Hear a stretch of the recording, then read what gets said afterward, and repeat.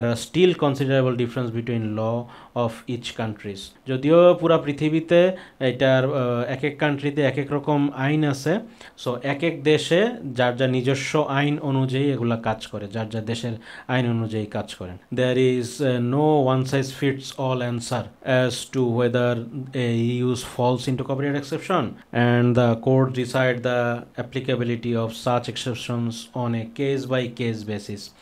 এটা এমন না যে ওয়ান সাইজ ফিটস অল, একটা আইন করে দিলাম এই আইনটা সবার জন্য প্রযোজ্য, এরকম কোনো আইন নাই।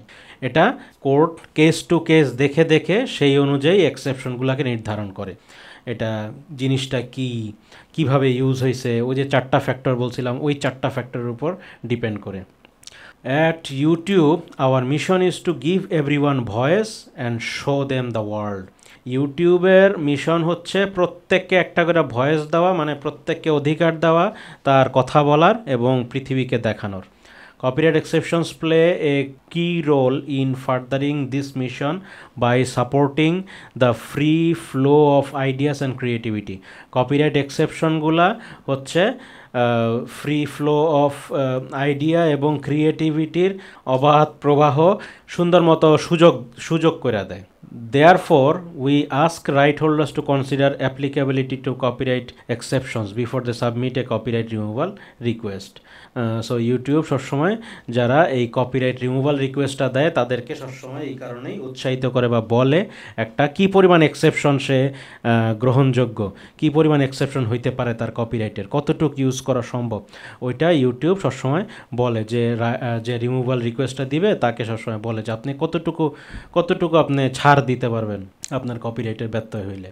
We believe this would strike a balance between respecting of copyright rights holders and creators' freedom of expression that may be protected by copyright exception.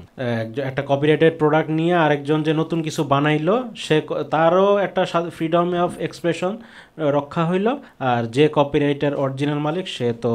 In addition we build products that empower creators to access, create and share information like never before.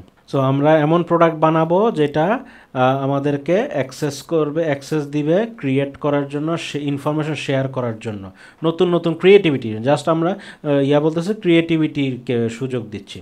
We have created an audio library for you to discover free, high quality music and sound effect that you can reuse safely. YouTube বলতেছে, YouTube আমাদেরকে একটা audio library দিছে যেটা দিয়ে high quality music বানানো যাবে, sound effect বানানো যাবে, যেটা ইচ্ছা মতো আমরা রিইউজ করতে পারবো। Now with YouTube shorts you can create short videos sampling someone else's content provided they have given you permission to do so. YouTube shorts আমরা এখন বানাইতে পারি যেটা অন্য কারো সে থেকে নিয়ে রিমিক্স করে হোক বা তার থেকে একটা ছোট ক্লিপ নিয়ে হোক, এটা ক্রিয়েট কীভাবে, শর্টস কীভাবে, রিমিক্স অডিও, শর্ট প্লেয়ার আর ইউটিউব ওয়াচ পেজ, এরকম করে আমরা কীভাবে ইউটিউব শর্টস বানাইতে পারি। আশা করি ইউটিউব শর্টস কীভাবে বানায় এটা আপনারা জানেন, না জানলে এখানে একটু দেখে নেবেন অথবা আমাদেরকে কমেন্ট সেকশনে জানাতে পারেন, তখন হয়তো আমরা এটা নিয়ে একটা চ্যাপ্টার দিতে পারবো। তারপর হচ্ছে making claims. How can rights holder make copyright claims? Right হোল্ডাররা কিভাবে কপিরাইট ক্লেম করবে? সো এখানে দুইভাবে করতে পারে, 2-3 ভাবে করতে পারে। এক হলো ওয়েব ফর্ম, এটার জন্য ফর্ম আছে, ওই ফর্ম ফিল আপ করতে হয়। সামনে আমরা এগুলো নিয়ে দেখবো কীভাবে কপিরাইট ক্লেম করতে হয়।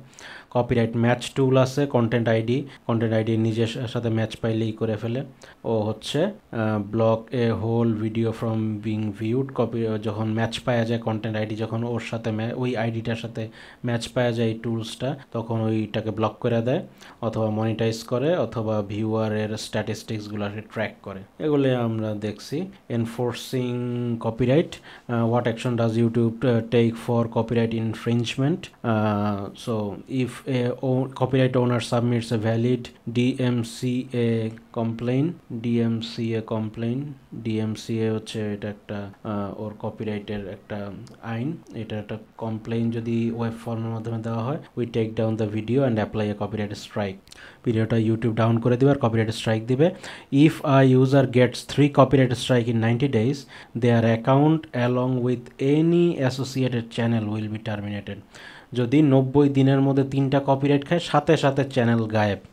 চ্যানেল গায়েব বেশি এক্সট্রিম হইলে ওই ওই জিমেল দিয়ে আর কোনো দিন ইউটিউব চালাইতেও পারবে না, নর্মাল ভিডিও দেখতে পারবে না, ওই ইমেল সুদ্ধা ব্যান করে দিবে বেশি যদি এক্সট্রিম কোনো কিছু হয়। We also have tools to help creators resolve their copyright strikes, including waiting it for to expire for after 90 days, requesting a retraction or submitted a counter notification.